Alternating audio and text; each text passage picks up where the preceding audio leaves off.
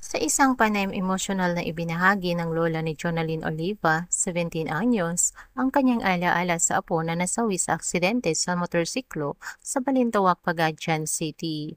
Inilarawan niya si Jonalyn bilang masipag at maalaga, nagsasaing pa ito bago pumasok sa eskwelahan. Yunit sa isang araw ng insidente, hindi na nito naabutan ang itinabing pansit bihon ng lola dahil nalaman ng pamilya na naaksidente na ito. Laking pagtataka ng lola kung bakit nangyari ang aksidente sa kabilang barangay dahil akala niya ay nasa paaralan si Jonalyn.